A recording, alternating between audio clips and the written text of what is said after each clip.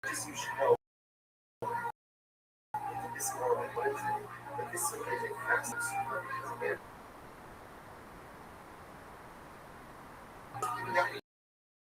Child's ready for a parent. So we go ahead and his child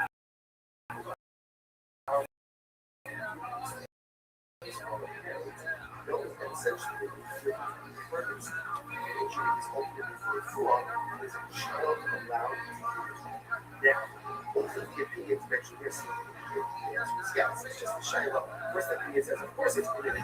You have to second opinion is over the heck actually. That is not the other one. Listen to this. You must have or shove it in the missionary seat. So now we're down about this. Right, so what I'm going to do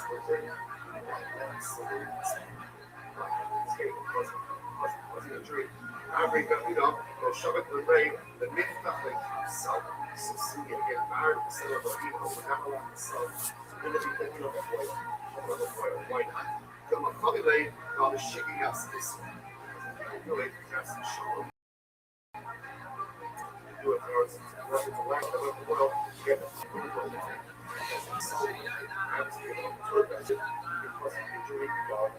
So this is fascinating. You're not allowing your children out of school their lives to the world because it's concerned that it wasn't. One second. The author, that's the concern. That's the concern. That someone may end up injuring someone who's right up in their function to themselves. And no one else should be able to organize the world. The author, I hear now, someone else should also not be permitted to organize the world, which because of what it is. After Shigenas Lama, no Shigenas Hen. Here's what it happens. Someone else is trying to write someone else writing on this book. The sun is an accident. So let's say so here's this fascinating tension. So on one hand, when you are asked, is the sun allowed to essentially quote unquote injure his father for the purpose of healing, especially when he wasn't.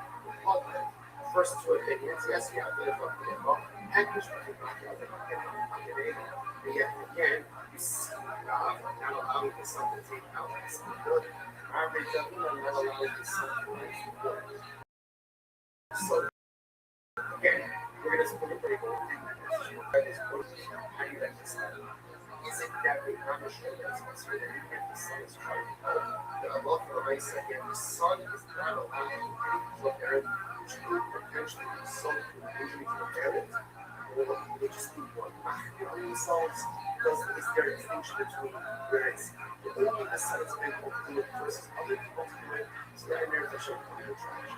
The takeaway about just understand we have solidified the first opportunity that really if a son, a child, was striking and causes physical injury, I love the Roman song and punishments. And this is some of it today, and you see one person on Wednesday. I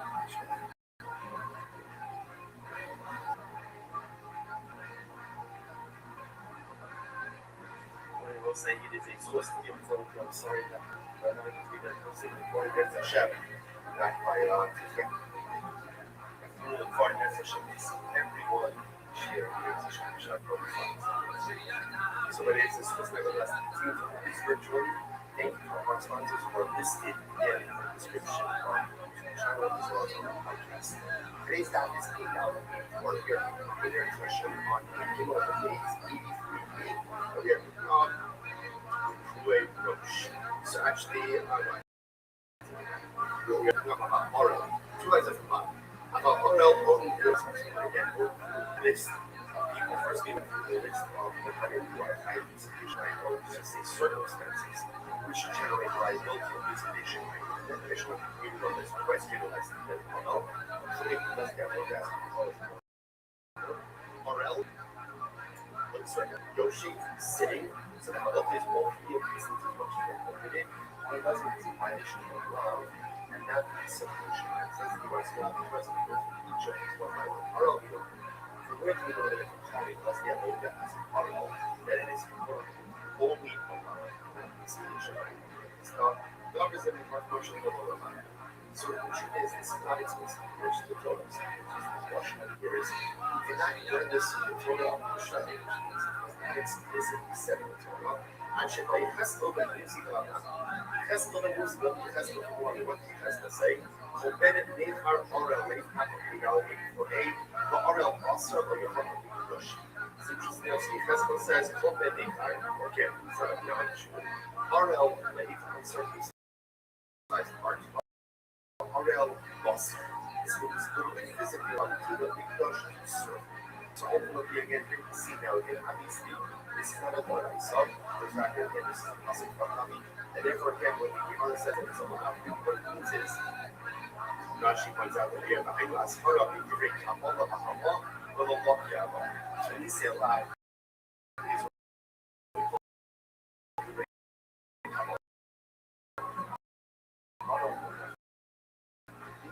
so if a court works with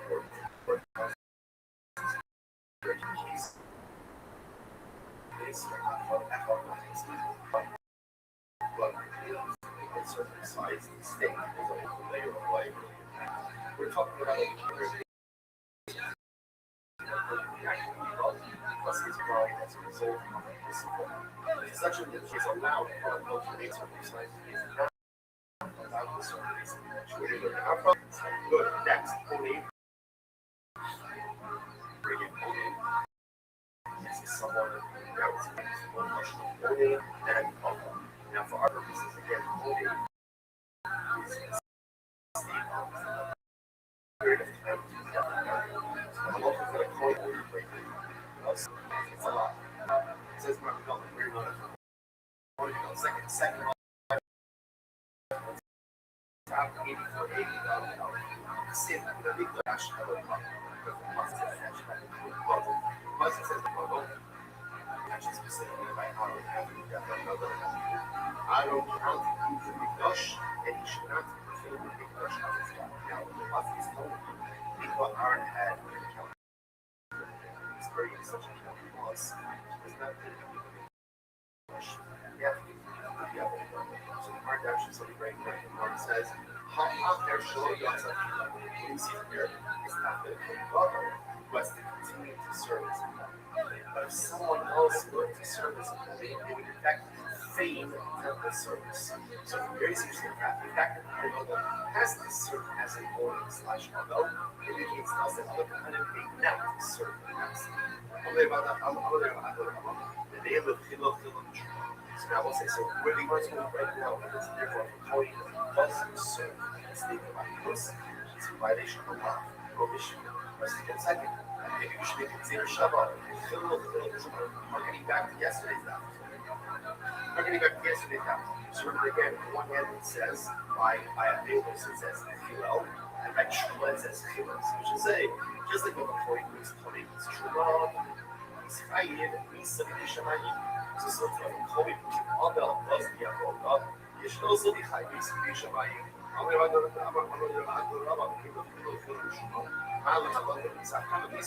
Say just like again I it's true, just like but again the case is coming point is true just like right true is so too again only be Shamayim.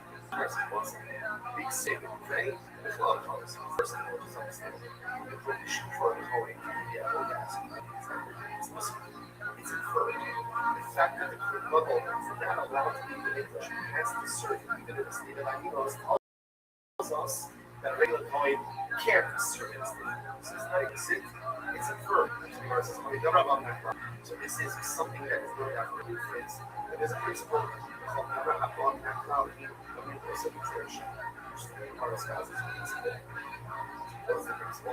Anything that is learned by the inference itself to that.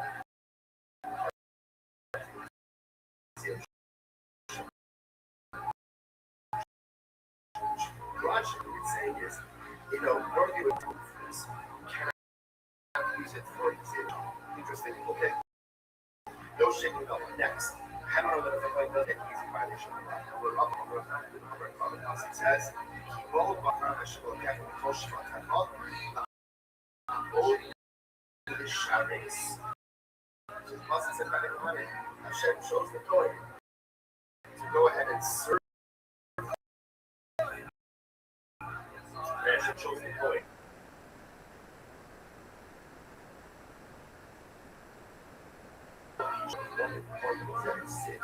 During the Avodah, and Avodah is a foundation. Next, we're going to publish the Torah. So what happens when we publish the Torah goes together? Regularly, so that it says the Torah.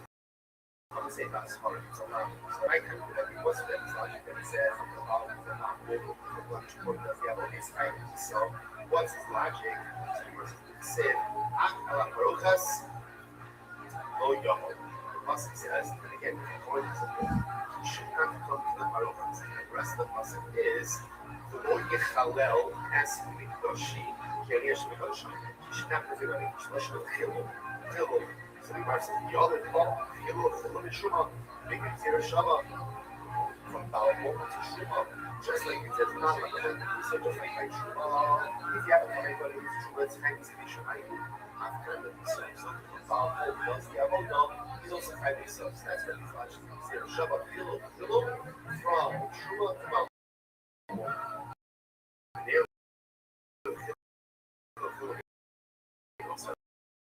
Saying, yeah, it's like,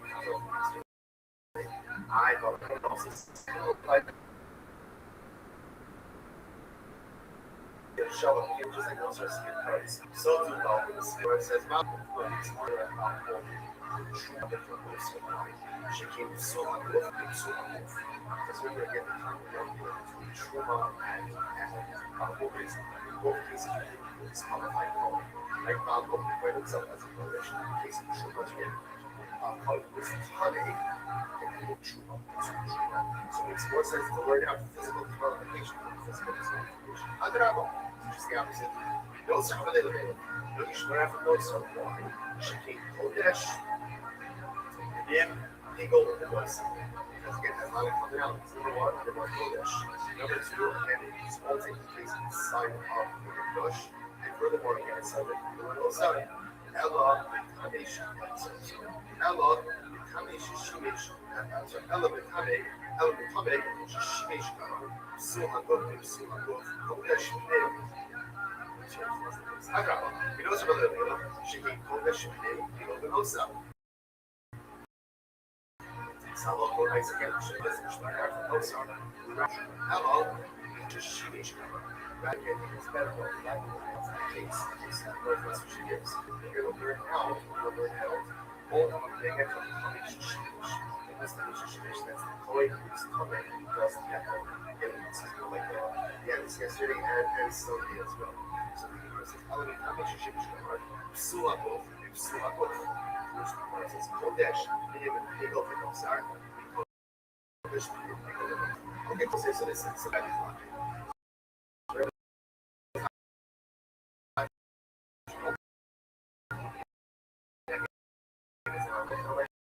So again, different ways the album plus the album.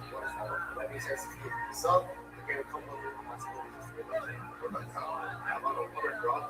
Oh, a little bit about the Pasik says, oh, Pasik says, it says, ultimately, again, this individual is himself, not a problem. Okay, that's the logic. That's the logic. So the word is like that. Is it living, you know? What about the case was it's never under the focus again? The word is like focus is not. It's not. Decide, going about what goes in the hold on, it's a lot more nice again. What way is this? Right, so this is I'll just tell you. That I have this is that that's the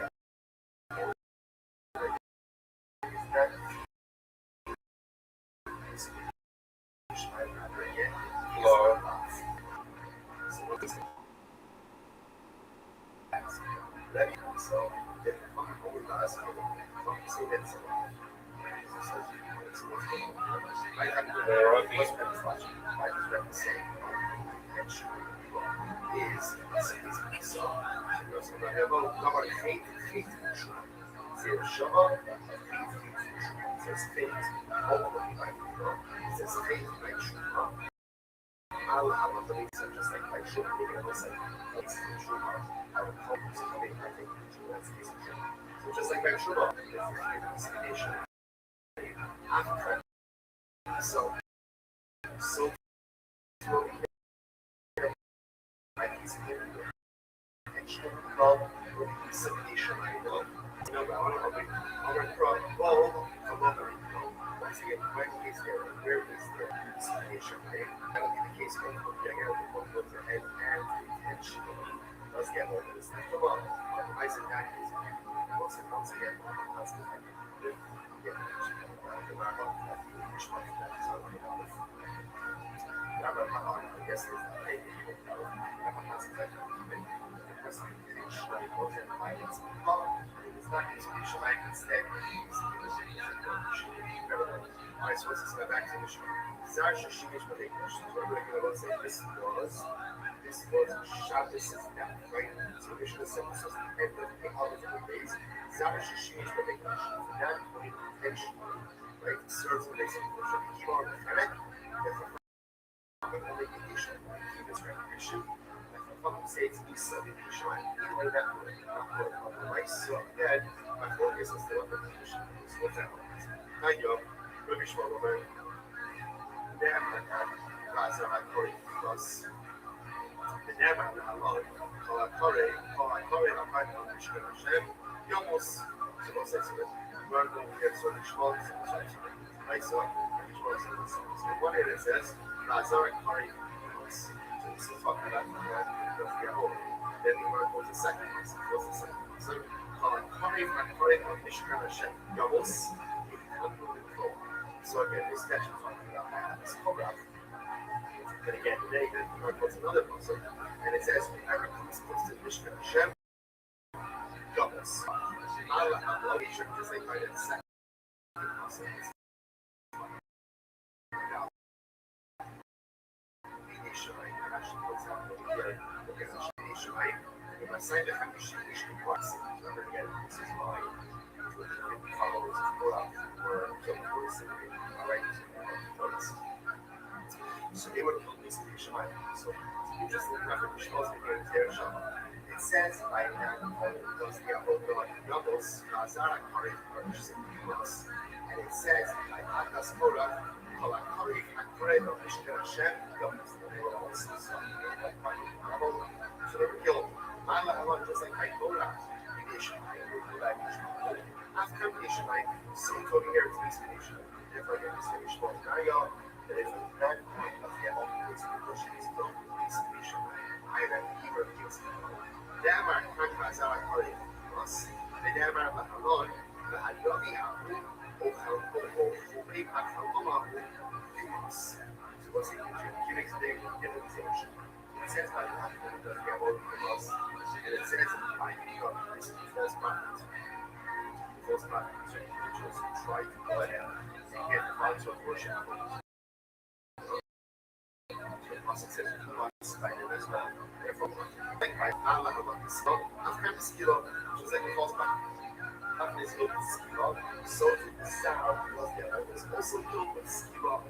Yochel the Nuri or Yochel the Nuri said, no, Mama Allah the Chemek, not happening. And Yochel the Nuri said, this will let you keep on about the death before the false prophet.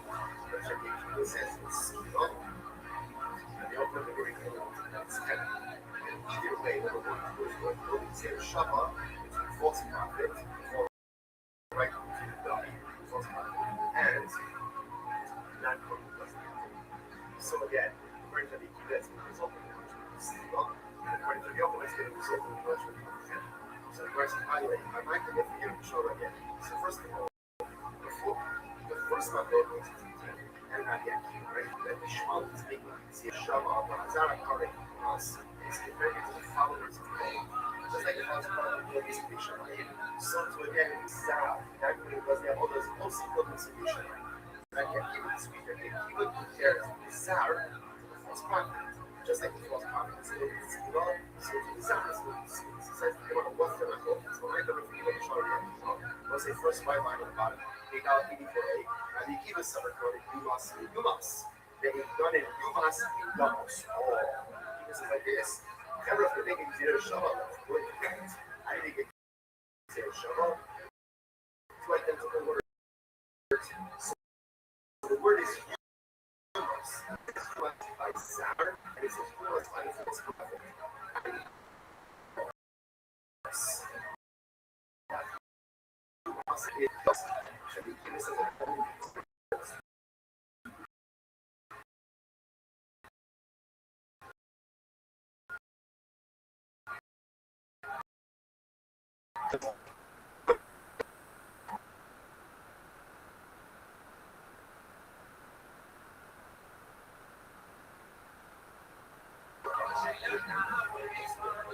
Is that someone is putting themselves as a guy that I was like that. So therefore, you should always say that it's all that. When you're people that are ordinary, it's Sar, and it's Korah, after Sar from the north, which the rest of the Akiva, Kevin should be able to bring up a head of the organization. And the Akiva says, well, maybe it's not was it. But once he kind of trying to convince the Jews to worship idolatry, he looked at the head of the organization.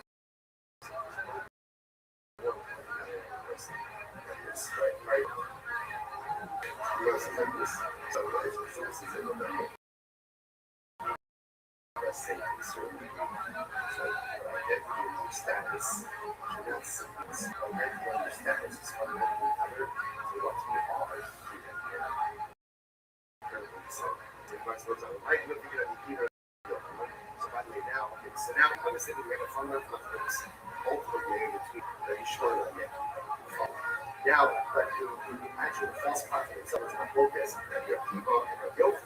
That the Akiva says, Rabbi Rothschild says, so what's going on here? Which the word says, what's the focus? Because Michael the Michael is the Akiva, and they put it in the ViralRabbi. They're arguing that they're not focused, it's not focused, but you're not going to show it in the Samuel, not the sheep, yeah, skill. If the Rabbi tries to the bush idolatry, we still skill, but sure, Shmuel says, no, chenek. So the Gemara says, the Shmuel, Ha'anan, how about that? He also says, so you just said already, he was old, and now you try to convince me by idolatry. Ultimately, it's still a skill. They have to keep us on record, and we should say that it's a few times. Straight to me, I'm not even going to get that. This is my focus on making a seven. Two different one kind of so that Akiva holds that the false prophet is high skiva. The one of them said that Akiva holds that he's high kind of. Mas nisi that Shimon come. Meaning that Akiva, when I said Rabban, I'm not thinking that Akiva. Okay, our mission reflects the view of Shimon's understanding of Akiva. And the right reflects the Rabban's view of Akiva. So what's that? The local of Isa, I mean, this last piece over here, last piece. Not our pastors like that. So they say Saturn goes ahead.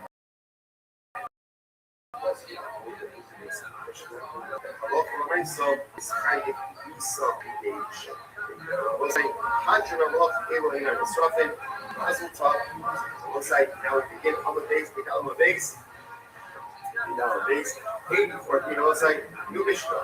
Okay, so now what we are really doing is we're really bombing the channel.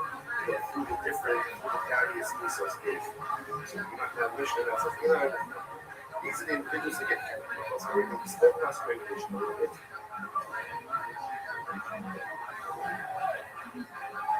It's been less regulation in the wave tank again. Go off around the net, try to overlook from the events, and ultimately strangle the emotion. Okay, we'll get going to this later on.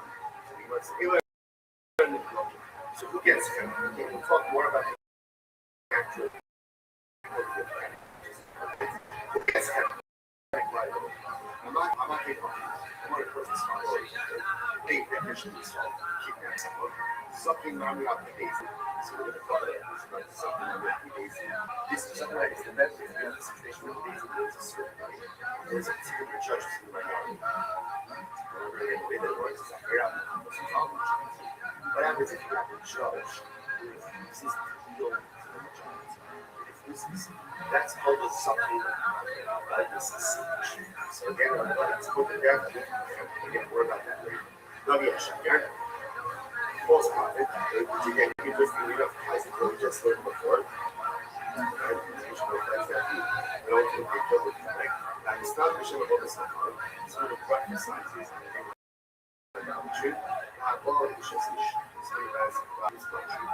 So many basketball. So it's a super big. This last piece is interesting. So basketball, remember when they had the skills, a lot of nice basketball physical is given to what happens if Ruffle, right? We call Ruffles in basketball. When this is show up, when this is show up, and they can go up to the Ruffle, able to switch. Now to get the two of this is elimination. It passes nice Ruffle, wide, as at the time we saw the sheet of the project for us. Yeah, was it generally again, so we get a similar punishment. It seems to indicate that a lot of eyes are just like they want to pick first straight up. So they should get straight up. But they see again, we'll see this where you are up.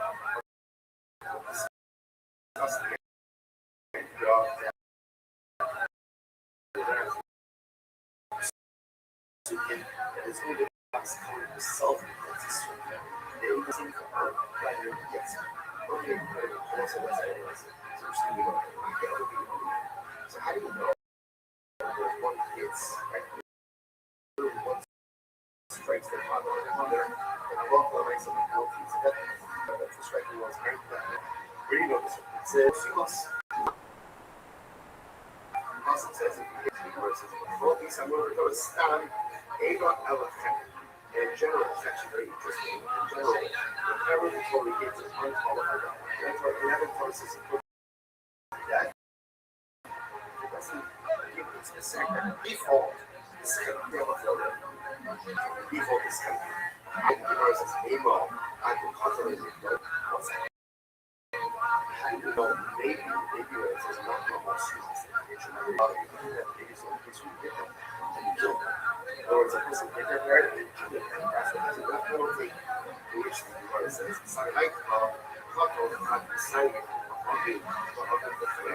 So here's the problem. The problem is that person puts his father's mind. You want to bring the assumption that is considered to be the more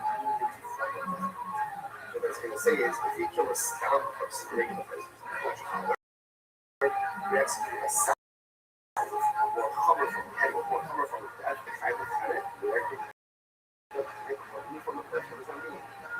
From a mechanic cow. Now that's fine if you understand that a mechanic in general is a more weakened from a death. Otherwise, the mechanic is more regular. But if you say the mechanic is more common, then what is the understanding? This is some just from here. Says what you know. Once it says, your mother and father, because stand unqualified down for this thing. Or trying to figure out what does it mean to hit them? You hit them and you injure them, or you hit them and you kill them? Which they was very interesting. I don't think it said, not get ish amaze most humans. Which said, okay, even you call the other ayamos. So what's it? It's very interesting. Look at other cases where the person is hitting. And notice the issue in Russia before he uses, right? Knocking the shoulders, that hits the skull, and the other person dies, then the hitter is put to death. Or with the Evaiko, they sort of animosity, right? The other way, I almost actually died. You know, it's possible. So you see that there's a qualifier. As it says, and will they hit Shimon and what happened? Shimon died. So there's a qualifier, which indicates to us what? Shmamino, or they have the fact that there needs to be a qualifier, will they hit Shimon and Shimon died, indicates to us that the standing case, where it just says, will they hit Shimon? What does that mean? That means hitting without death. Hitting without death. Incredible. So the Gemara says, so now what I have over here is this one. So now, we just put this first one. Remember, that was fine. Figure out who the five is. First case, person hits his father or his mother. Remember where that from? Not get public almost person hits his father or mother. It's not talking about killing them.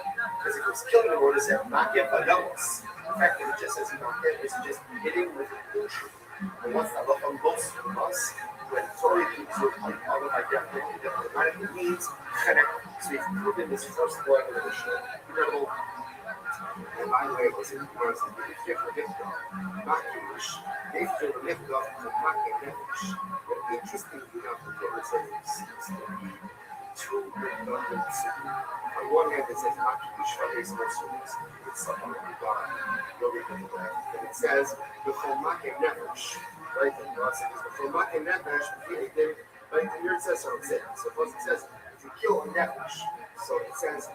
Right, it says, Maki Ish, Ish, man, and dies. And it says, Maki Nefesh, kill a person, they put it down. Why do you both those two? So what's the emphasis for this? Because Maki Ish, if I would have just said, Maki Ish, kill that Ish, who's in there. If you kill that, how would it look like this? How about you know, Ish, the bad bits with him, popped away. How would it look like this? What are you liable for killing someone? To a man. Because a man is liable to a whole bunch of instances. So it makes perfect sense. But the law, if you kill a child, you're not liable. You're not liable, right? The child's not kind of instance. And if one person comes on, come back in the flesh. The brother says, no, come back in the flesh. Anyway. So the child that was invited, I was if I would have just said, I would have this money, I feel that slow. I would have thought that even if you kill a fetus, right? Like for a fetus that is not yet viable, or maybe it was born after the month. So I would have thought that you would try to kill a fetus that's not proven to be viable, or a fetus in utero, or maybe one of the newborn. The Gemara says, therefore, it's speaking. Therefore, what's like if I localize any goals, so you just bring it up. So, Kamak and Nefesh teaches me I'm tiny for going ahead and killing all of the fire of my friends, right? In other words, it's significant. Really, I need both, right? Because if you would have just said Maki and Ish, I would have thought just adults. Therefore, it's just one that.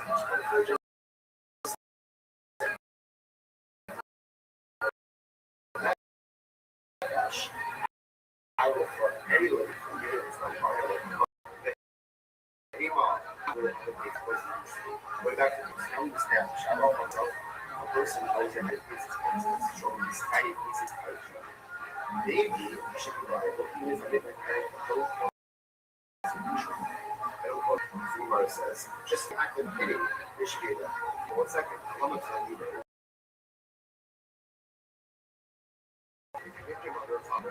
You're not able to cause the insurance. It's very interesting. The person, let's say, snaps his parent. There's no insurance. There's no registration.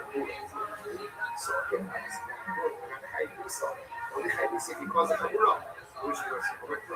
Not get other markets. How do you know this? If you understand what the parent is, not get other people just be living with anyone's parents. Maybe every high contact, maybe just hit them without an injury. How do you know that in order to be liable definitely for anyone's parent to cause bodily harm? How do you know that? It's very interesting. I'm going to put it once it says market other market behavior. Once it just proposes one of the things is a person, and it's not market behavior on the only just like if you can figure out all his only liability is causing injury, you can't cause injury. If you go and you slap a cat on the right ear, you're not fighting. There's no penalty, no monetary compensation. Just not getting behavior, the only try to cause injury. So you're not the only also try to this person if you cause the injury. Siva says, not making the aim out of the other one. Siva, Nefesh, not your other so to there's only liability to strike one's parents before the positive. So those are the incredibly. So it works it doesn't hear that one strikes the parent, obviously bad, but not a death penalty unless a person strike them or something. So it's different, so there is one sample. If that's the case, we're jumping out to animal. It's your only liable for injuring animal, not because it's a opposing. If that's the case, let's say I go over to the main example. Is a whole of stones.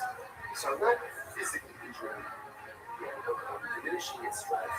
You're coming up, there's no liability because there's no physical move. How can I move the high? You're going to say, of course I'm going to be high. Why? Because at the end of the day, I actively diminish the value of people, right? The strength of the animal. So this is really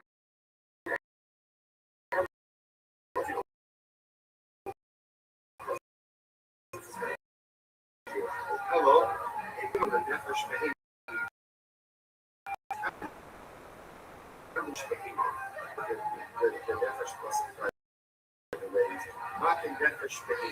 So I don't really I don't need definition to teach me.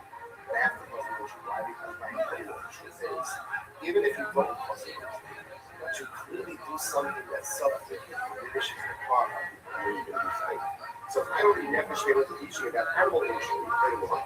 The not be a condition that I want to if today you need to definition so use it for definition. Use it for definition allocation. So therefore, why don't you package? Therefore, once it turns out interesting enough that the river learning is out, ultimately I get it from Nefesh Behema. Right? The Maki Nefesh they will teach me. And even by a person, if I hit my parents, I'm only hiding if I actually unbody harm. If the person just hits or slaps, and there's no subsequent bodily harm from that, then Allah for the person is not a death penalty. So that's the case. Allocation. So then what are the heckish between Nefesh Behema or Maki other Makan? There was motion.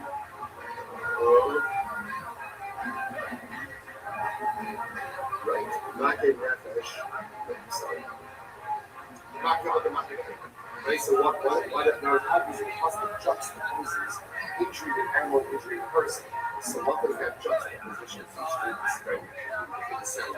Also, this is massive. I'm sorry. Allocation of it. So therefore, what is the heckish? Maki Behema. Maki other. So what is the injury?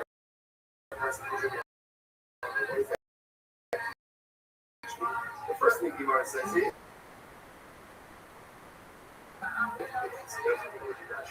actually had this before we say Kamal, I gave you some show me the I'm not going to look around.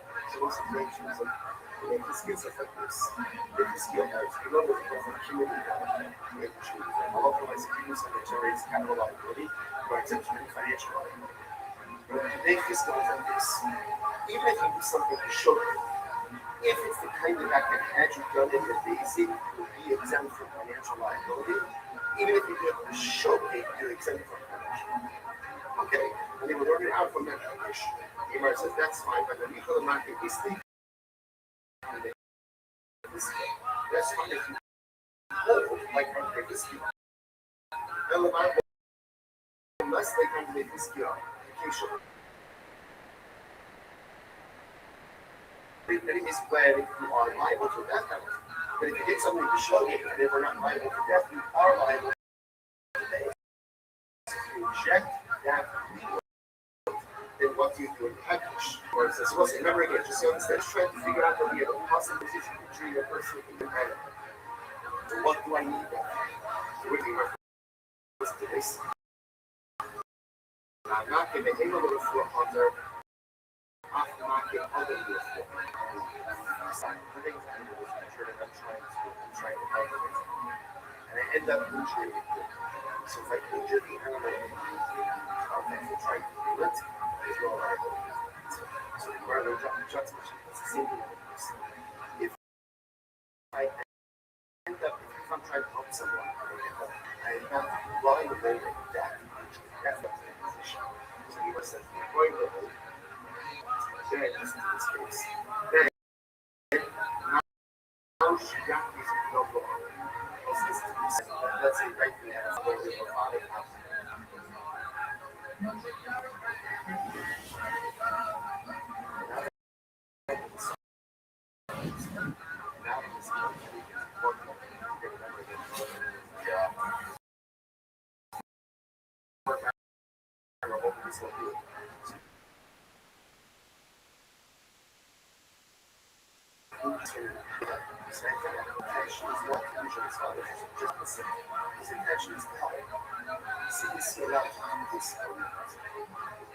So the master of your house says yes, it's permitted. Why?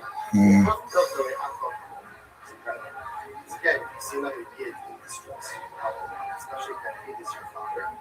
Shayla, of course you should know. But Tina Amar, not get Adam, not get the Hina. Right? But Tina says, the juxtaposition, or it says, not get Adam, not get the juxtaposition, he just one. Not get him with a book, just like an injured animal. Of course, trying to help, of course, trying to do it. Not get Adam, you have book. So to if you injure someone, so they will say, or agree. They mean that the son is permitted to go and put that in his heart. He was going to put up your future. This is the injuries from medicinal purposes, therefore is going to be incredible. Incredible. So I'll say, just to finish up, this language, just so you should know, we'll put this more on Wednesday, but this simply is a fascinating story. Because again, let's say again, the son is a doctor, he wants to treat his father, he wants to treat his father. Or again, a son or child is a nurse, he wants to draw a clock. Or just looking after us, the child is caring for a parent.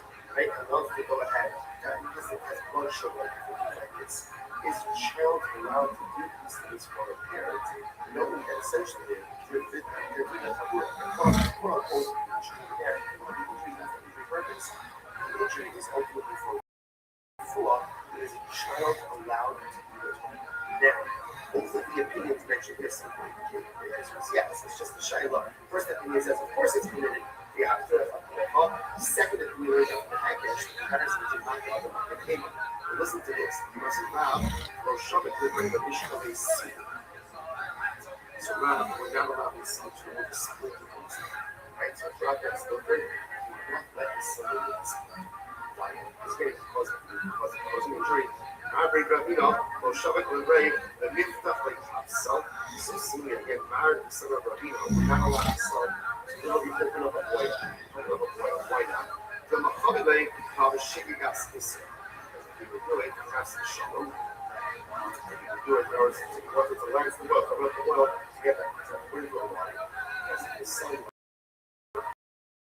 That's, too aggressive. Because of the injury, you make that money. You'll be around your children from it's good to relax in the royal because of concern that it can cause us a because what's that? If that's the concern, that someone may end up injuring some of the points right into the summit. And no one else should be able to go and lines to the oil. If you after now, someone else should also not be permitted to take out this political lines to the oil, which we must let it go. I care, Shika got slung. No, Shika got scared. Here's the difference. If someone else is trying to fight something, I was trying to take out this political lines to the it's a lot. It's a lot. It's an accidental one. My son, if you guys didn't, is an accidental. So we'll say, so what you said is fascinating potential one head.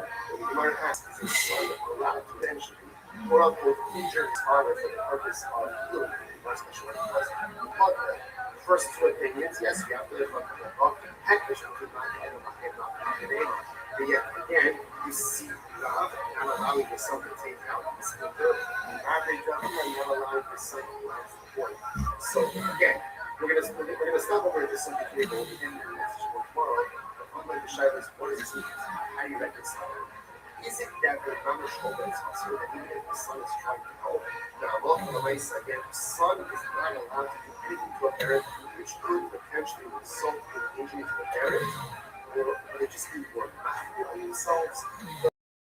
Is there a distinction between only the son is available to do it versus other people to do it? Is that here to show you the trash?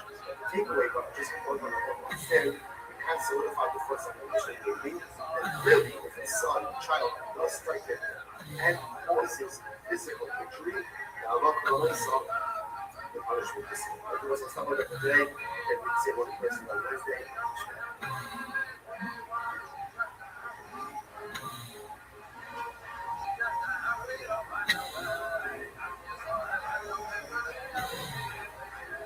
Good morning, this is Scott. I shall feel good that we're trying to have one person, but very much more. Thank you very much for moving together. So I just want to thank all of our sponsors. Sponsorship will be called Michelle in the description on YouTube video as well as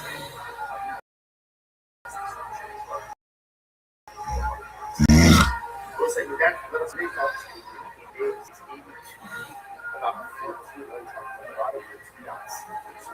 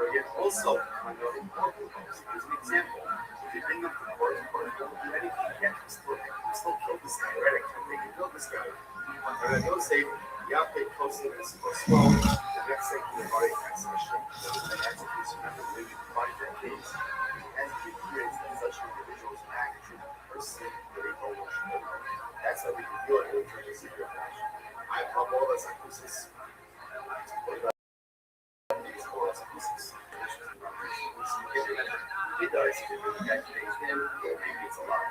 But what I saw, I know it's healthy, but here's an example that accepts the person. Anyway, first people are saying, no, remember, I'm a Sunday, I'm creating God with God. That's better. Remember, getting asked the question. Not the answer, and the dream, so I'm sick of the dream. And therefore, then this idea, nobody feels how to look at and this is again based on that positive interpretation of that concept. Also, so or a history, it's not a concept, so on how they is higher resolution or so remember this was the question that the Achot asked for the Shishis. Now the Shishis responded and Shishis said the answer is obviously no. Like the answer must be no. So the words said look for Haisa. I'm sorry. The answer must be yes. Because the Mishnah said if one does get into a state of tumult, then look for Haisa. You think about it. Even death. Now, from perspective, is such a person is high inspiration. Then again, if you're thinking of those actors, it's not high hallucination. And at the end of the day, have to kill someone who is part of the actors. There's not enough cases where, no, you could have cases like that, where someone technically is still seen that they could be lying into a death. Okay? Or I should say, liable to death. Liable to death at the hands of the criminal. Okay, the Bible back there. You have said, they said, no, there's a question. There you go. That's a case. You don't say, I'm more well, I'm more base, I'm more base.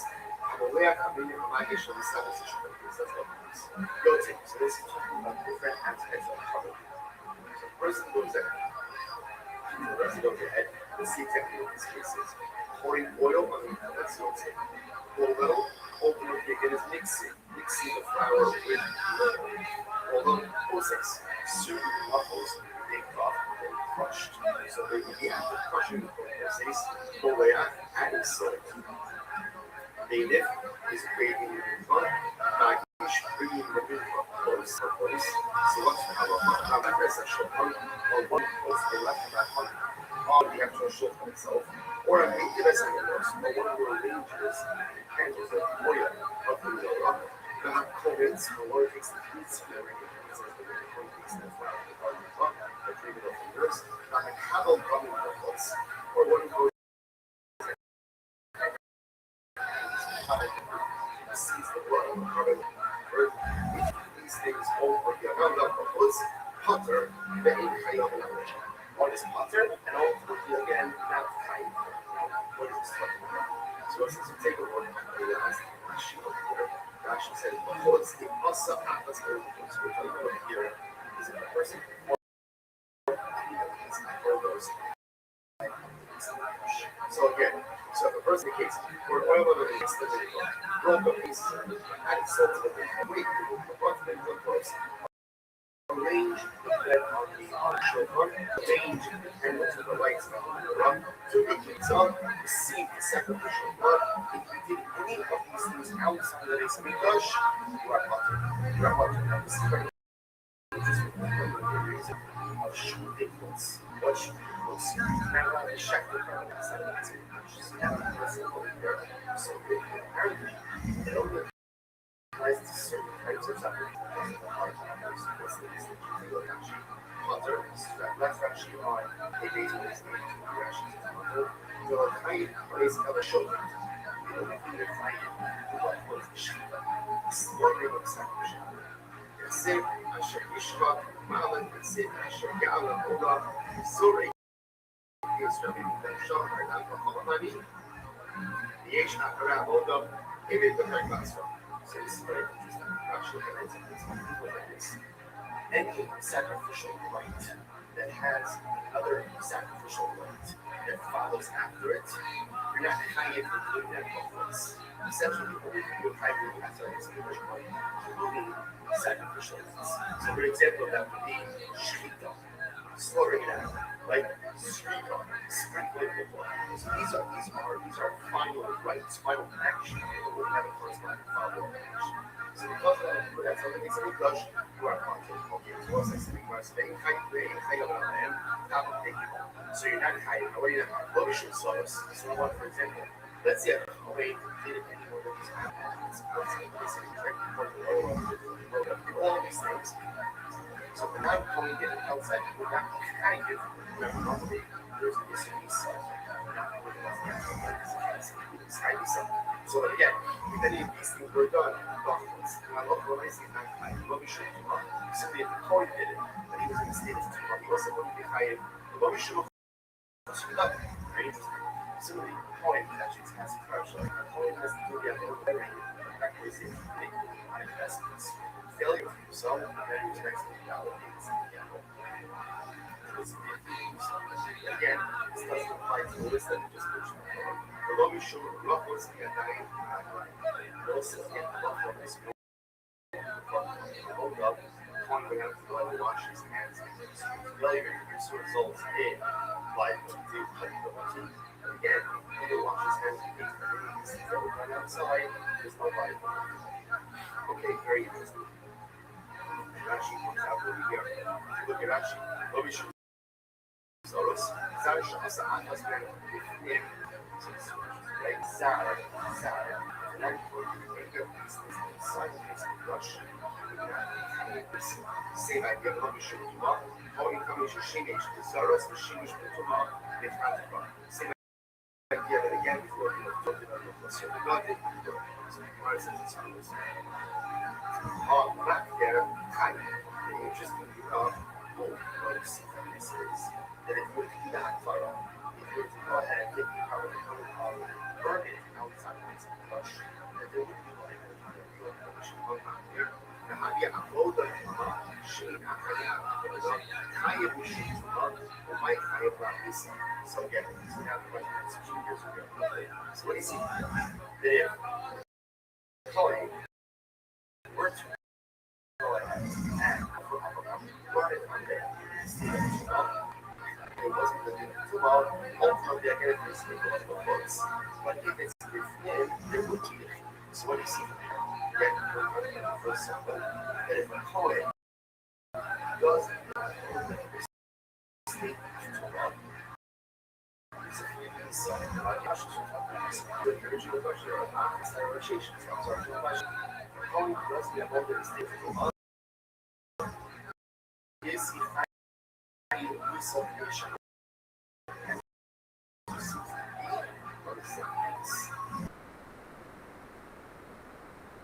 Goes ahead and not a transaction. It's a lot. I was sad last month. So they're going to say things like that.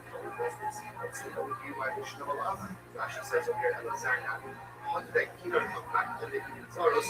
They went down with what we were hanging on beside them. So you should remember grouping all of these things together. Now,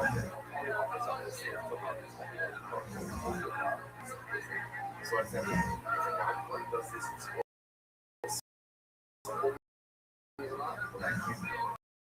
see, sideline this was right. It actually had the same. If well, we're just going to see. Well, you'll see.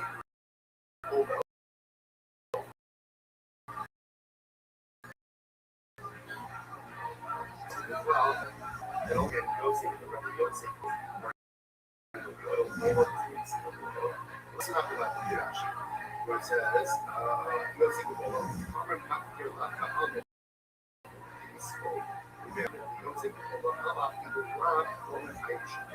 so apparently again, my Yotze yes, there's not even allowed by which the verses is actually about.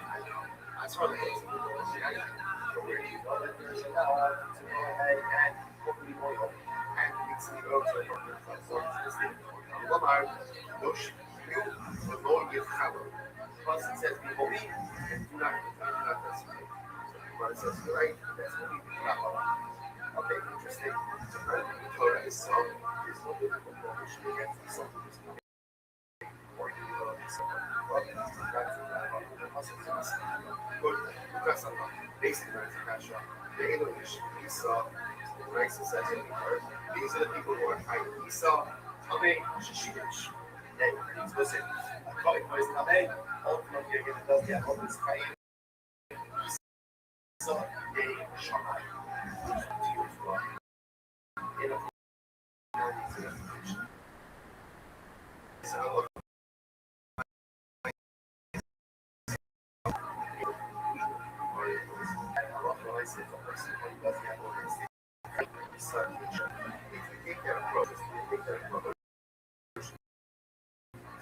sense why mission says see everything is like you just said, but everything today, what is based on? There's no based on liability. It's not they can take it out. Now, what's the license to do so? Because since this car is high, they should be so now essentially there's something interesting. Another explanation that the local rights appears that when they come to sacrificial rights and service outside of this flesh, they sort of grow here. Is that it's what was called an abode. So this service that is nothing follows there are services that are out there. It's a self. It doesn't have a follow machine. It's interesting enough, so if this gets aside, there's a right for shooting for a hold of a horse.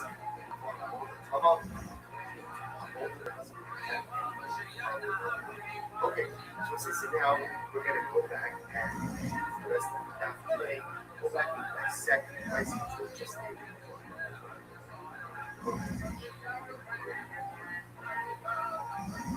says in Baruch, the English name, so the public right, Esau, again, this kind of day, then we see Esau, right? So the English name, so what does that tell? First it goes and it's having what's having how it's quite close. So first it goes and so Rashi says this. Okay, what's here's what we're gonna do. We're gonna go ahead and mention this, and then we'll go back and explain how we don't each other's names. Number one, number two, Koni is vain. Shuma, which is ritual before. So, coming, it's Shuma, which is ritual. Zarsha has a Shuma, and that is Shuma also is Nation. Zarsha Shirish is right now for you see basically.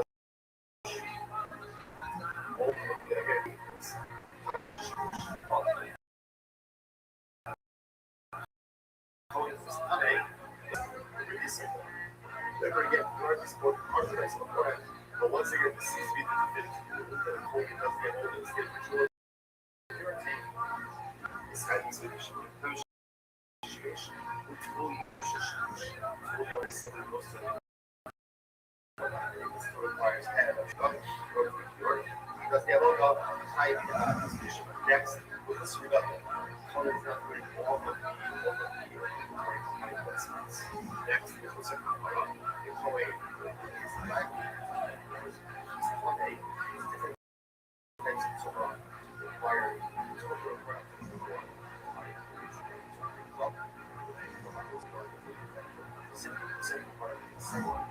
may have had this right because of the law and not yet law is necessary for us. Those which are not yet is an English is highly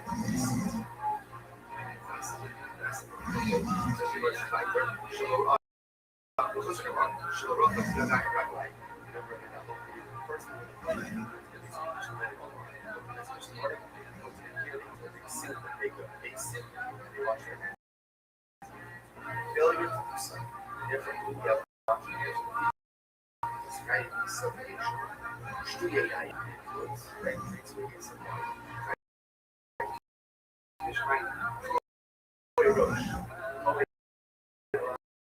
here's the problem.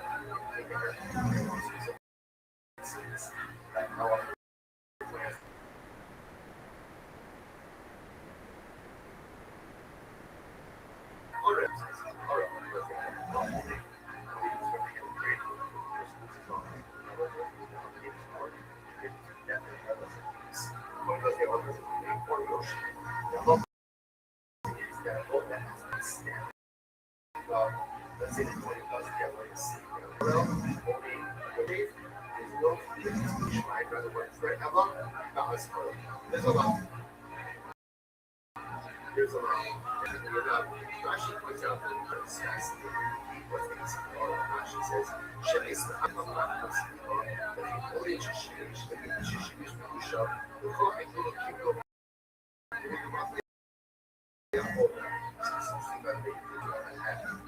also besides the public situation today, you know, it's what portfolio. So, you know, and again, it's very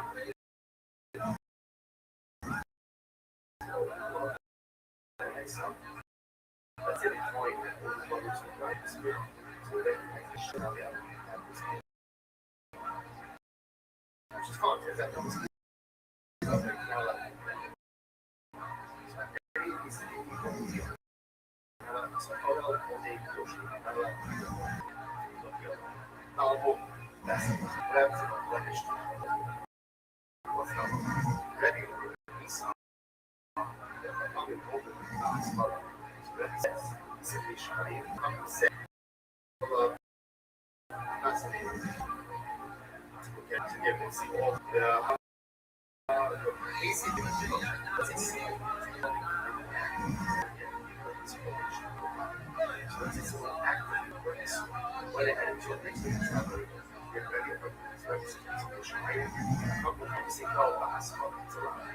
also, this was his now that now it's like sentence number one. Both of them, the first person is I line up. First guy, first guy is line up. Supposed to know where is numbers when you should go to those. I know the process of the release. I don't know this. I know this. Right? This is how to do it as much as share your people of shit. So literally it says, do not perfect the consecrated items of it as well that will raise to future tense. You must not see it the trouble possible. First, without using it, you don't need to have time. What's the definition of focus? It's what you have time for. Then, Vocalo. So it says over here, do not go ahead and it's not good. If from script definitely, so you must building. Well, actually, what does it describe? Describe that. Building. It's a skill profane by Chambas Mishmarki Logis for a reason here for the loop. So it's a skill like Chumba, it's a skill like I don't know, saying, I don't know, what do we saw? Like if someone is not allowed to Chumba, there's a sound. Well, they're put to death. So Sarah Shelby, Hill, teach us that hello, it's also dissemination. One second, hold on. The name of people, no, sorry. Why don't you make it so? No, sir. So let's go, no, sir. It's a separation. Word past it. Why don't you, sir? The one who also, no, sir. So why don't they consider each other and say, probably, not the about the cards, no, sir. It's pledge that calls. Separation. No, cards. Why would you say that just like Mozart's to the countless cutting, which was the more sex and tempo from those lines is Chikichu. So, number one, she wasn't applying for flies. So, right, she doesn't like the flies. Have like the first next. Trump, both of these cases, it is a way to remedy the status. Right, Rashi says, Rashi says, 6 times that Shubha includes Lars, 6 said Shubha, said Shubha,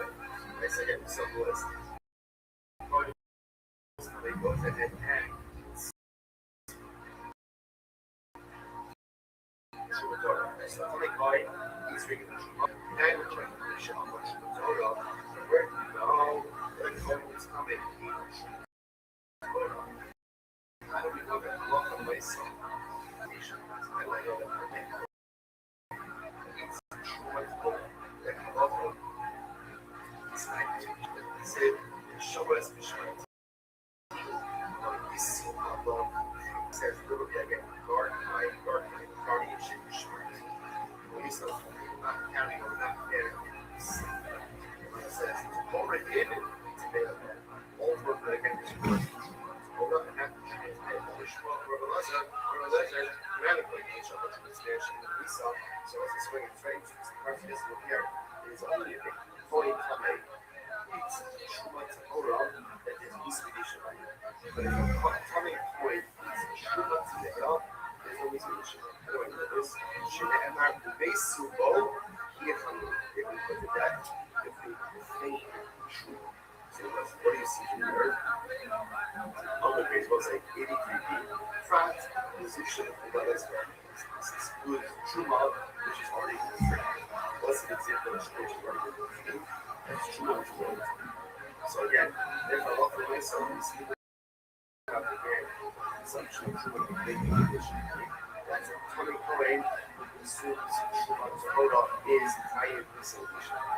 So remember, so a list, we're just going for a list, right? But we are assembling our deliverables and all in this category, all to the deliverables solution. Good, let's go like this. Exaction was a true mode. Now, we solution.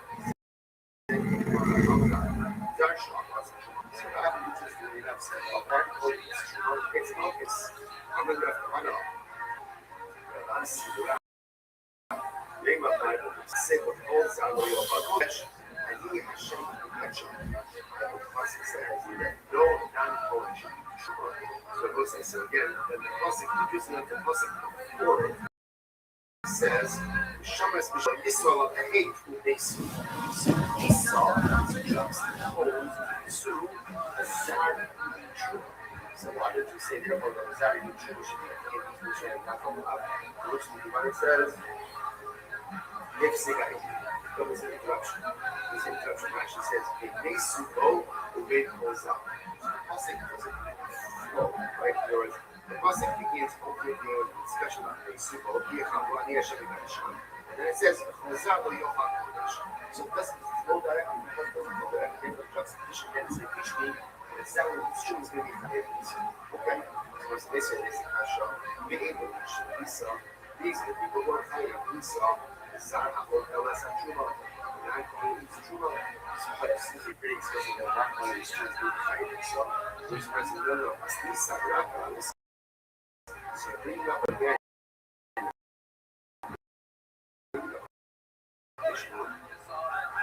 You know, I said that the person Rab is a type, Rab is equal to talk. Okay, the person that happens to be, and in this listing, a lot of the place that we have that sound is true, this high is solution. Okay, let's go like that. You know, commission solution. The commission solution. Almost right? Goes ahead and does a whole thing of this conditions kindness. Going to think about how many data goes. So what's this? This is exact situation we had before. The name of the condition should be so how do we go? Oh, but if a poem is coming, they could be a whole piece of English that is kind. So he said, and I'm going to out of the upload. He has to make much shape in Israel. As shame punch. Okay. So it wasn't starting these things. They should be careful. And that's what they should be careful with touching up the stuff. Not just the pain of my own. Whereas it was, hey, you know this, feel a little wow. So you got to your shot. Feel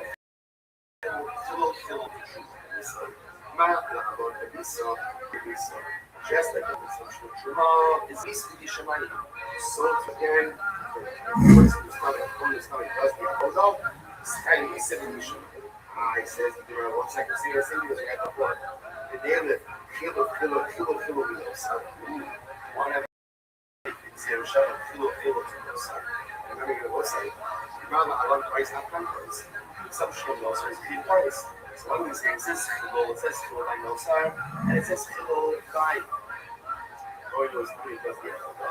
Just like those sorts of prices. So if you discover, does that hold? Come on. Here's my example. Stop wrong. We should have it makes more sense to work out. From true and lie. Whereas the chef's pieces giving up both bases of true as well as true. Have to do again.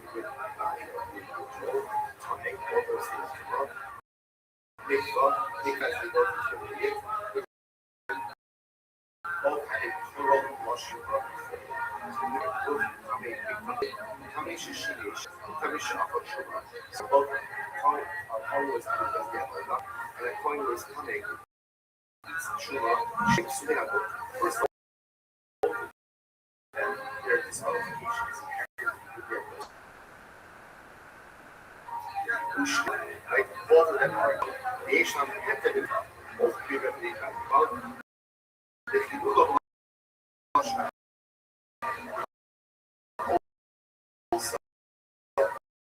both share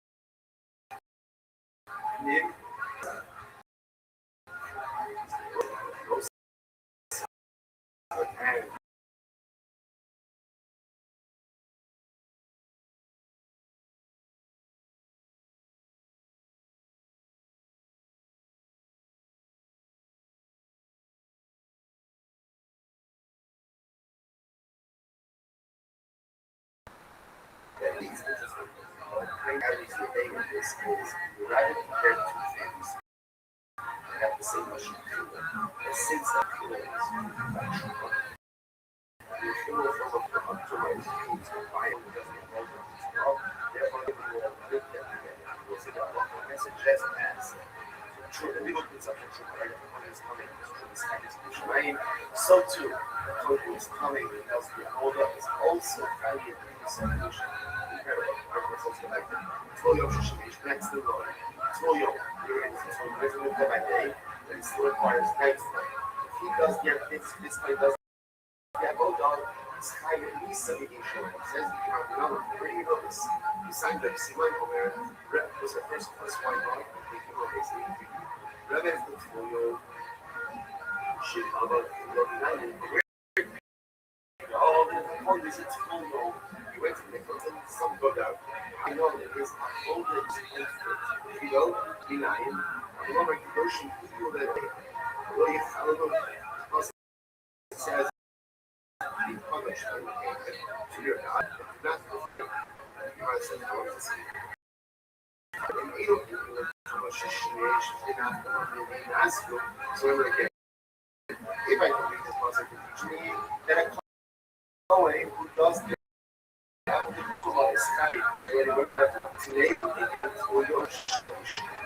today, this kind of solution, this guy, I don't know this kind of solution. You know it, you know, make a clear. Mama, I love the song. It's like I should follow this coming to Truma. This kind of solution. So to again, I'm going to do is also a kind of solution. Incredible. Como fosse jogando. Vocês viram again, I can say about last week, this has to start charges in Zambia. Right? And Cohen has to wear the requisite outfit, requisite clothing, and failure to do so. Right? He doesn't get old, he doesn't clothe nothing. And he still does get old. He's hiding himself being shoving. He says, I mean, no, from where we know this from. All right, I know because we want to make this week, that I can after. Because it says, you shall put the belt, you should burn. You shall burn them with right happening without the blood of his body. Especially Aleem, he was so Aleem. When their clothing is a common, then their kahuna is a common. So those are essentially fascinating. Right? Because the Russian people have really you should press the process. If I got to do some complete, right, you should put a plug on them. I'm going to put a different I saw Mohammed with Fukas lectures, word lectures. When is the good of theirs? They were in the court. If they're not wearing the clothing, when I look for the rest of the things I learned, there's the new clothing. The halakha women said that I believe that he's possible. Again, in this case, had this solution. Where it says, so how do we sort it? Because a Kohen does get over.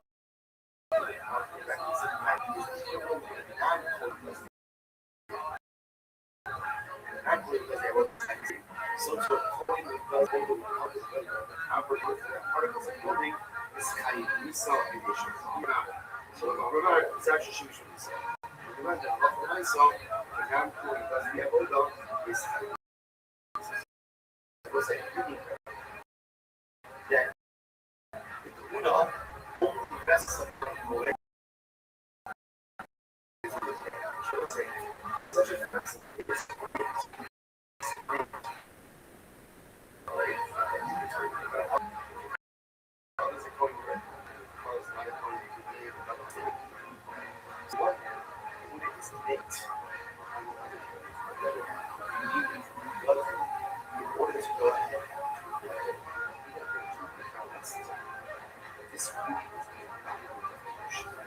Just comprise the next two things.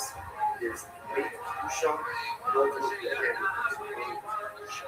so to make Kedusha, every single thing, every single Jew has Kedusha. Like, you don't have to worry if you're born a Jew or you can put it in Yiddishkeit. If you're Jewish, you have Kedusha. It is beautiful. A fantastic foundation. The next step, I'll like what big blood, what blood is that it represents something. I take from the lower gift to the side, and then I think you put it right. You know, they say like clothes, this and that. Those are very much tied up in a person's life. So the spiritual might be blood, but the actions I engage in my actions. What big blood? What am I going to wear?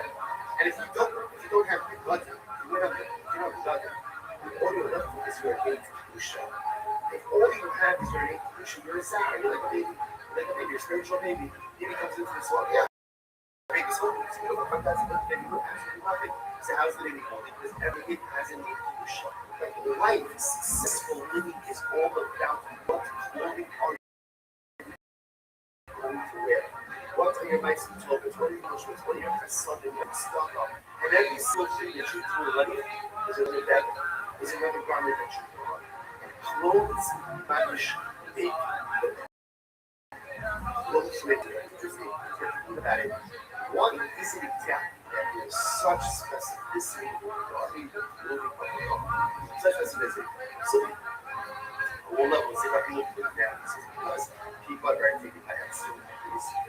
One thing about the mission is we're all dressed up. But I think my mission is beautiful.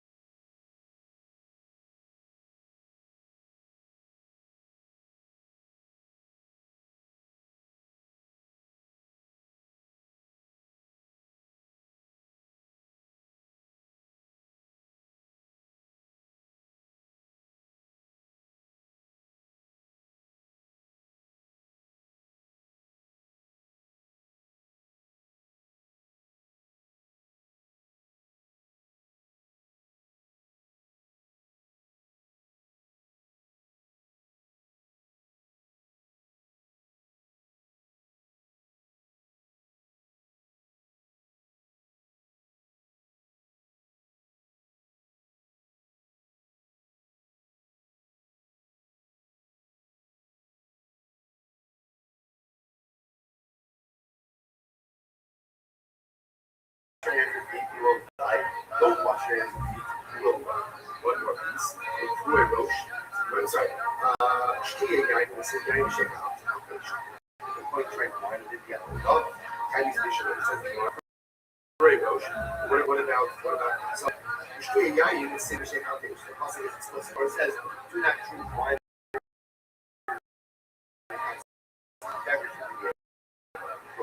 Two-way Rosh. How do we know that? Rosh, what do you got? I don't believe you should. So the Torah says in one hand, you can't go ahead and shave his head, but you also give them his hair.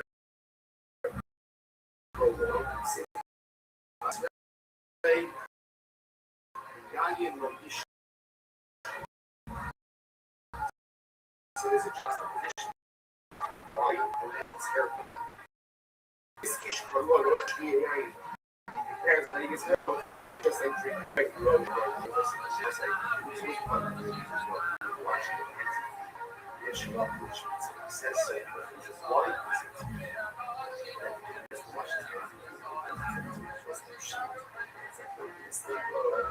But people love what is it? So that's the same thing. He says, that's going to be a challenge.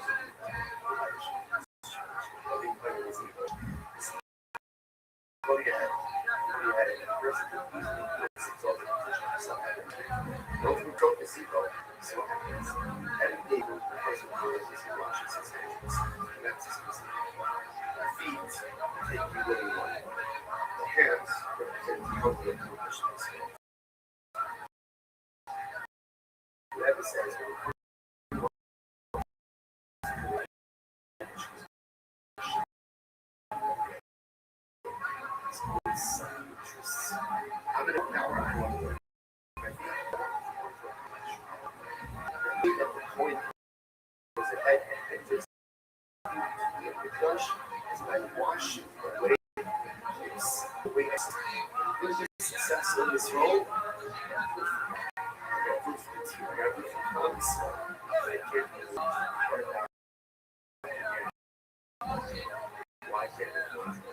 So those basic level, you should have some fruits, some nice day. So what's the purpose of this? That is very basic.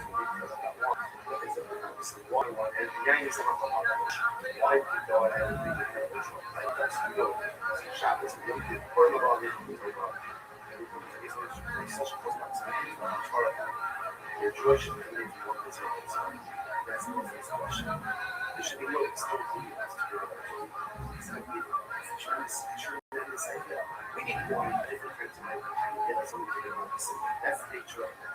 Like we saw the first one is wanting to the edge off, so as being wanting to amplify or allow this to but when you have such a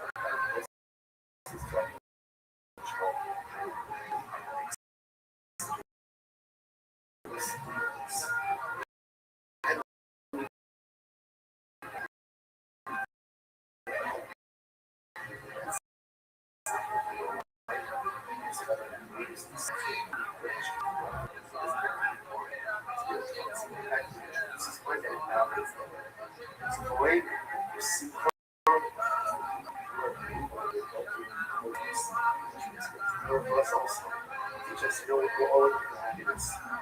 Happiness comes like this with things happiness will come from money. So things happiness happiness will come from here. Doesn't come from the day.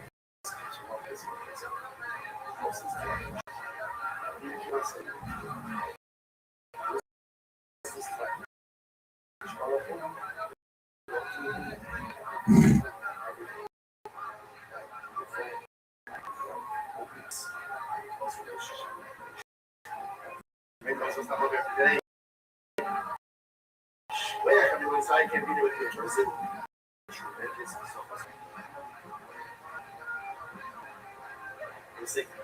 word is this was partnership with the child I'm not here in person, but I very much want to thank the captains of the agency and so I also want to thank all of our sponsors. This partnership info will be listed against the show in the description or YouTube video as well as the podcast.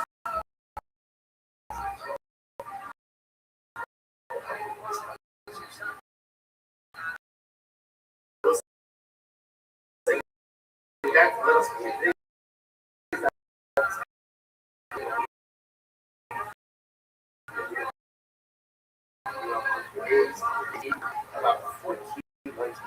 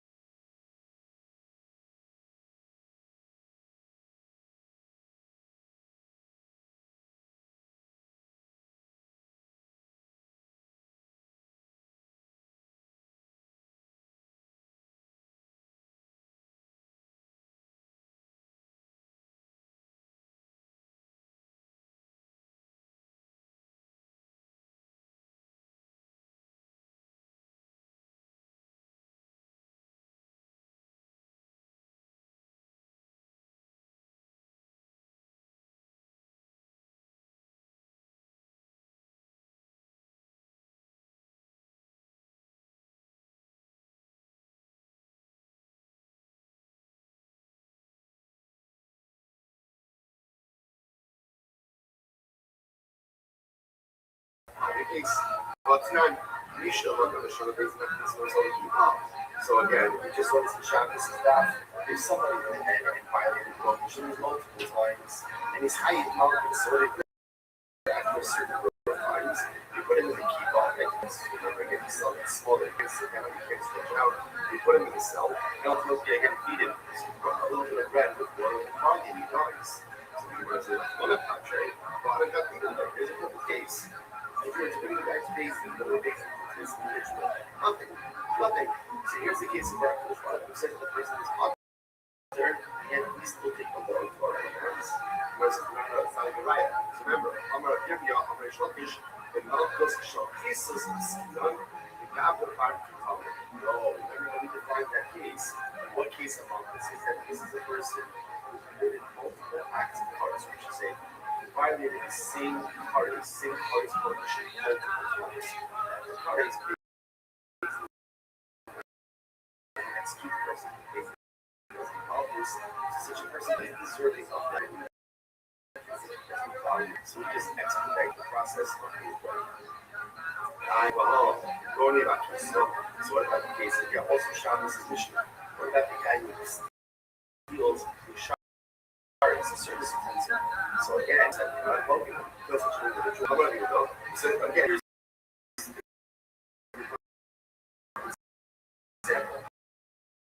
If you agree with the guy who takes it for stealing charges, he has again or annoying the killer guys. So you see that even in a case where someone is technically examined by a control, we will still go by a control. We'll still go ahead and kill him.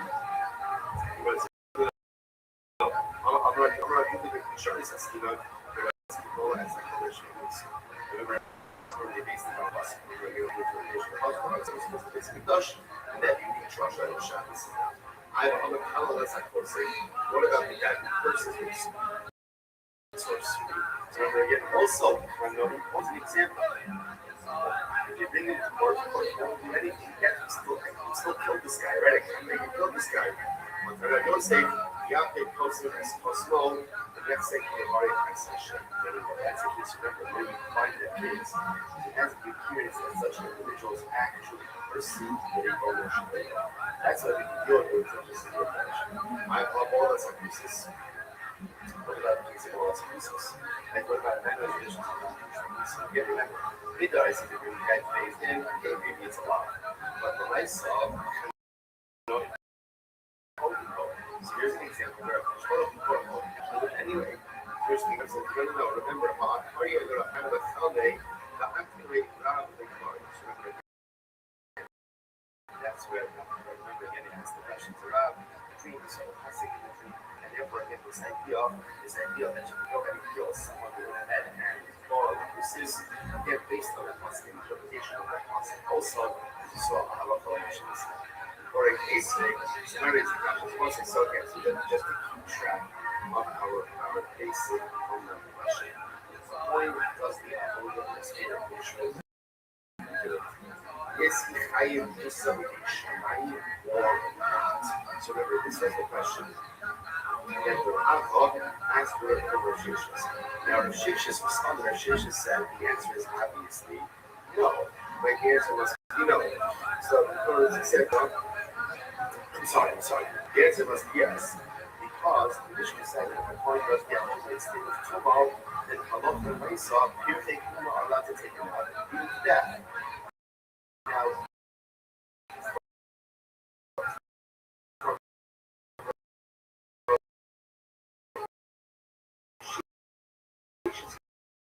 perspective, the only way that would be permitted is if such a person was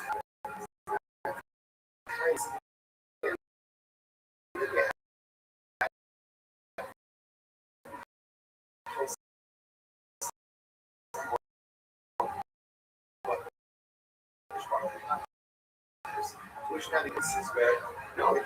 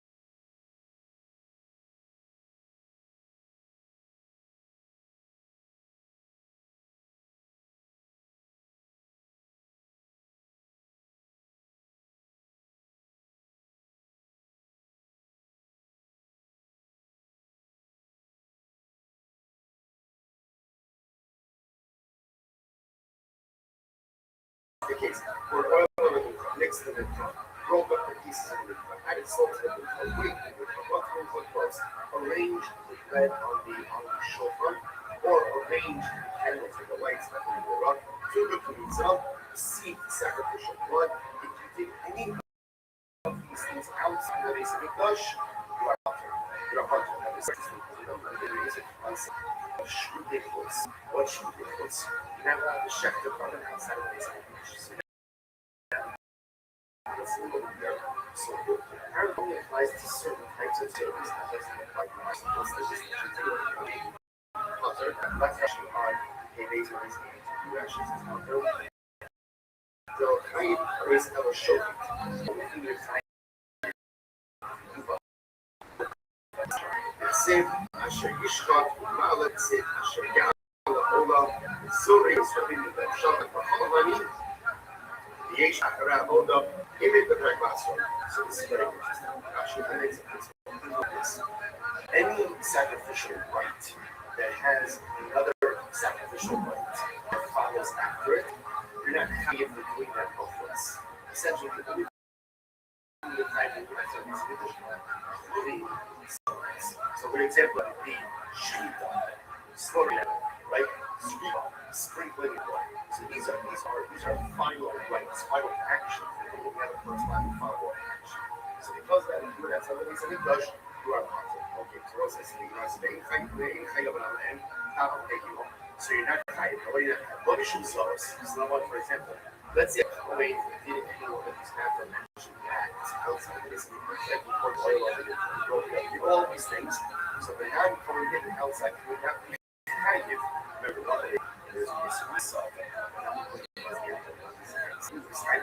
So again, any of these things were done. What we should do, simply if the Kohen did it, and he was in a state of tumor, he wasn't going to be high. What we should look for Sudaka. Very interesting. Similarly, she's massive partial. A Kohen has to do the investments. Failure to do investments validates. Again, this doesn't apply to those that we mentioned before. Commission ruffles Medai and also again a lot of this move from Aloka, point would have to wash his hands and his failure to produce results in life and in cultivability. Again, he didn't wash his hands and feet for any of these things that were done outside, there's no life. Okay, very interesting. Rashi comes out over here. If you look at Rashi, Soros, Zarsha Asa Achasman, him, Eno Kayis.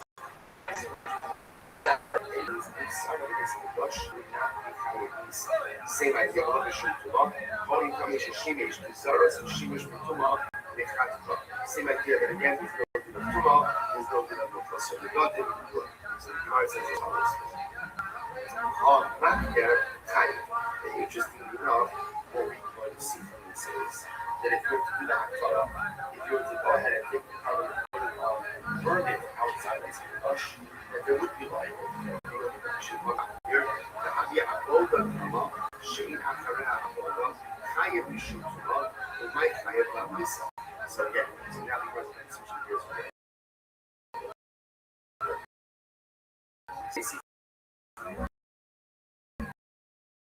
if Coin were to go and offer ultimate mistakes, but if it's him, there would be a so what do you see? Again, if Coin mistakes too long, is a Misa. Now, if you're conscious of what you see in your mind, so that's the answer to the original question of the mind, that's the relationship. Coin does this thing well, is he high? Salvation, the answer seems to be, or essentially, whereas I love Misa, don't we see the Cohen goes ahead and offers up a common mistake to his head. Misa, no, that's hard. It's not an issue, it's actually, it's a lot. It's a lot. I, of course, was sounding happy, that's hard. So we're going to say that the hand Cohen does this, that's what everything I should have allowed. She says up here, I was sounding happy. How did I keep her come back from the Soros, even though we flow with I remember. Proving all of these things together. So you're telling me now that the Holy offers up the state of the law, it's only what the book will be allowed. Not in this amazing. So what does that mean? Is it not when he does this, it's also only for that can't be saying, Hazar HaKodesh, because it says explicitly that when he engages in sacrificial service against the proper sacrificial service. So you got this verse is right. What can he sell on the Misa? They're not treated the same. They're not treated the same. If well, you notice the difference of your well, you don't say well, you don't say well, so interesting purpose that over again, you don't say you don't say is the point of the all of this mixed up. Because it also not about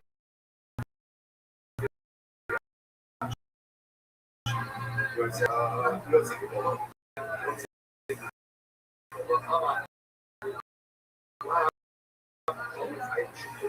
so I don't think again, I don't say well.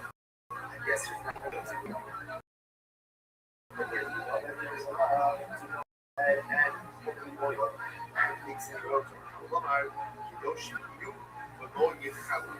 Plus it says Beholim and do not says right, that's only okay, interesting. So there's no biblical prohibition against the sun. There's no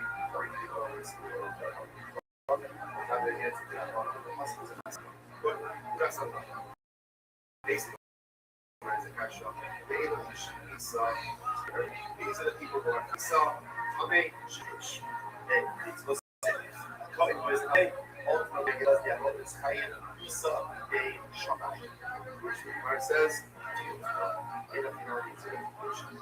It's a recognition. So once they say, I love Esau, here's the conclusion of that Allah likes if a person when he does the Aleph and stays the law, he's Chaim, Esau, now, by the way, if we take that approach, so if we take that approach, so then it makes sense why Mishnah says, only Shishish, eight and a half times a day. So you can't bring the days, right? Like Mishnah said, we're going to bring the days, but where is the days? It's the days that lie, they'll be over. Like what kind of unit? Swimming also, what's not so they can take it out and make it.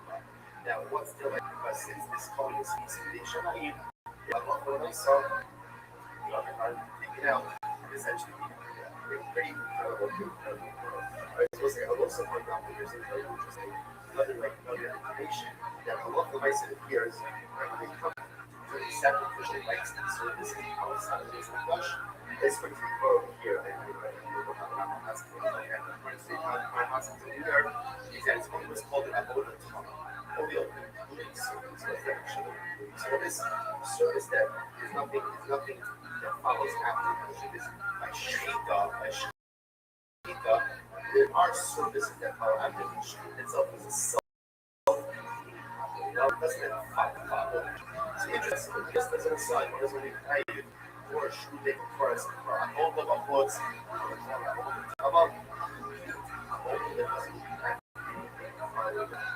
okay. So since now we're going to go back and do the rest of the day, exactly the price of truth.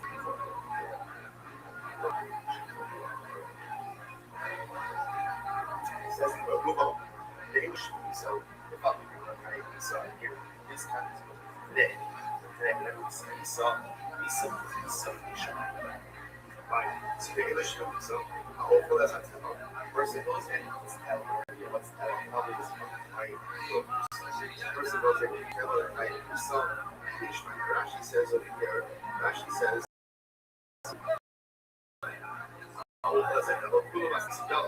what's he going to do? You're gonna eventually head back and explain how to church. Number one, number two, going to Kamisha Shuma, going to Sunday, it's Shuma, which is ritual. And so, Sunday, it's Shuma, which is Ishmael. Zarsha, Shuma, and now Shuma also is Ishmael. Zar Shishish, Zar, right? Not what serves in basically. Again, because yeah, also again, what's that? It's called Rubik's again. Again, you are just going to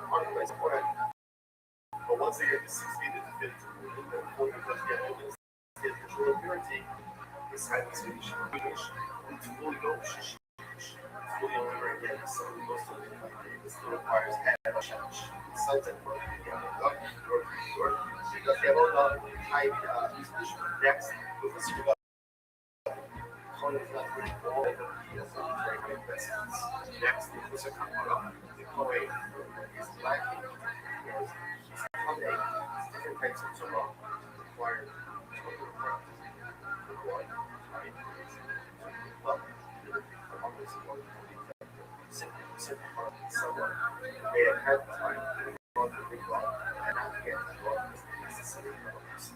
So the person that does get what the music does is high.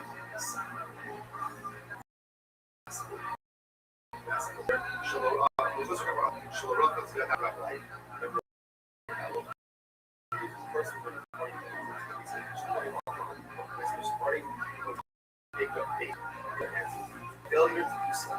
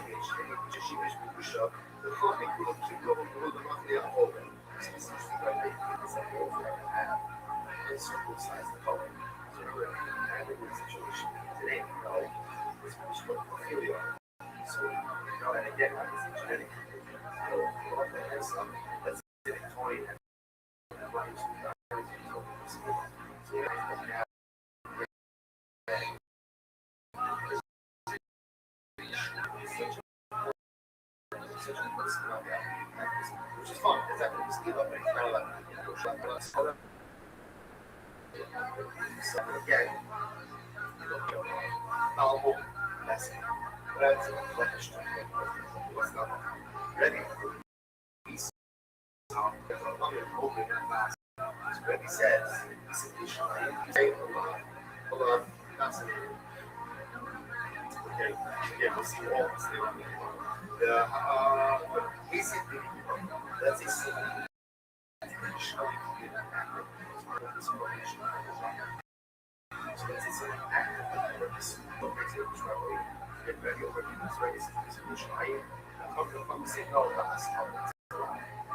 so what's this kind of that's a whole this now it's next sentence. Number one, both doesn't help. First person first conversation of communication underlying purpose. So let's develop very example like numbers will show those things. You guys know what so all the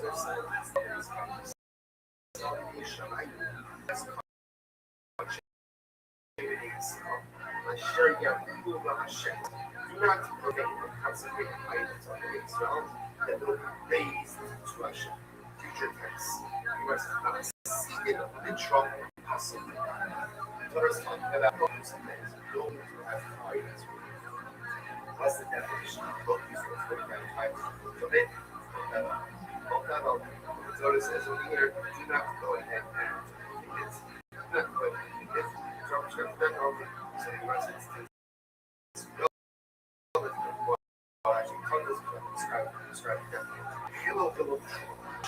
it says Chilul by Terrell, and it says Chilul profane by Shuma. Shuma is Mishmari, but Yisrael, okay? They said here Chilul. So it says Chilul by Shuma, it says Chilul by Terrell, and he's saying, I love you so. So just like it's a whether it's a sound, it's not or a call, they're put to death. So Zera Shabbat Chilul Chilul teaches that Terrell. It's also dissemination. Incredible. I once I pulled up the name of people who will be no sir to no sir because it wasn't no sir. Seven should be left over past smart so Russia also no sir. So why don't they do zero show in the following out loud the place no sir punish high cars. It's actually past. Well, grace. So why don't we say that Genesis like those stars cards so to it? Now let's go to here's the rest of the books. But these four sets of up and then both of those lines to this. She came true up, includes the lines.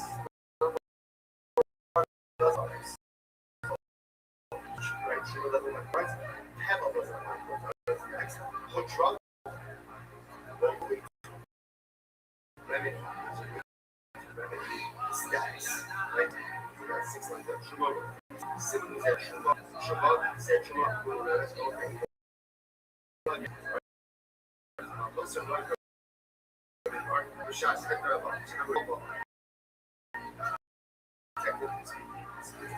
Those are when these crystal numbers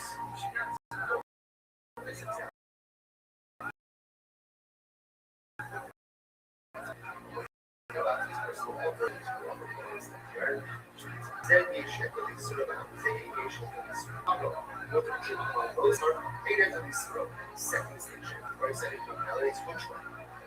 No, I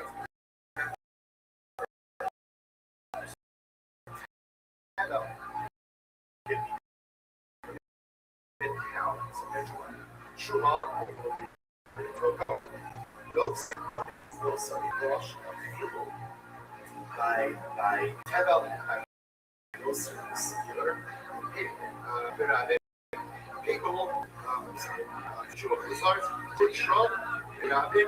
heroes people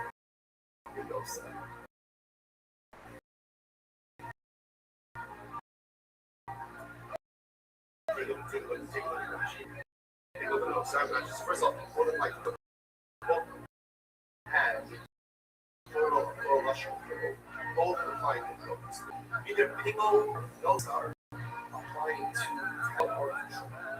So therefore, again, because these are two entities that exist, well, therefore it makes no sense to compare between the Truma and Teleport Russell, which is like, well, not good. It's like, those are all sushi shaking muscle, shaking muscle over the shaking muscle over. Those are they have both those are is a super result is inherently valid. Right? Those are inherently valid. Rationalism on Shula. Muscle on both since just enough Shula, like there's no way to find about Shula itself is inherently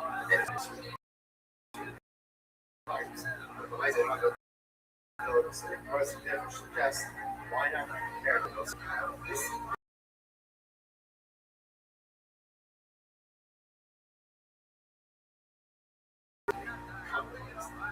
Furthermore, Able enter.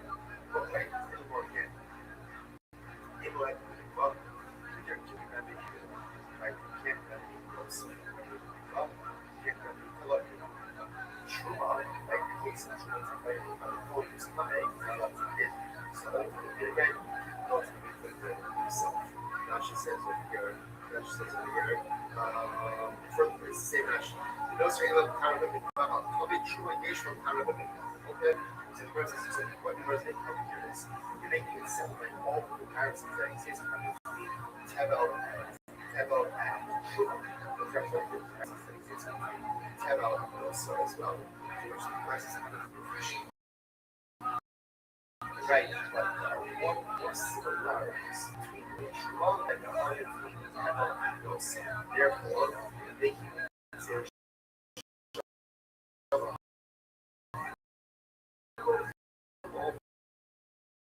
not between Tevel and Truma is right. So to again